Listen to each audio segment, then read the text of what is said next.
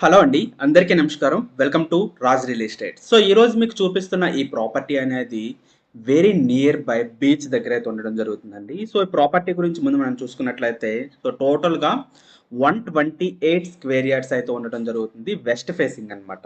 So, ఇంటి ముందు మనకి 33 ఫీట్ అయితే రోడ్ అయితే రావటం జరుగుతుందండి. సో, డూప్లెక్స్ హౌస్ ఇది.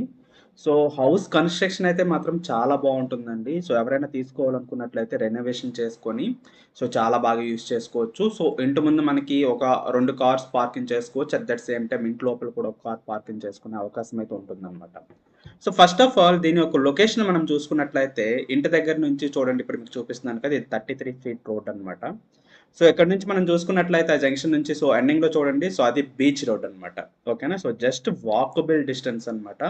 ఒక 10 మినిట్స్ నడిచినట్లయితే 10 మినిట్స్ కూడా అవసరం లేదు. 5 మినిట్స్ మీరు నడిచినట్లయితే బీచ్ వచ్చేస్తుంది. అంత దగ్గరలో. ఇది మనకి బీచ్ రోడ్‌కి జోడుగుళ్ళపాలెం జంక్షన్ ఉంది కదా! ఆ జంక్షన్ అన్నమాట. అట్ దట్ సేమ్ టైమ్ అక్కడి నుంచి చూసుకున్నట్లయితే చూడండి, ఆటో ఉంది కదా! అదే హౌస్ అన్నమాట.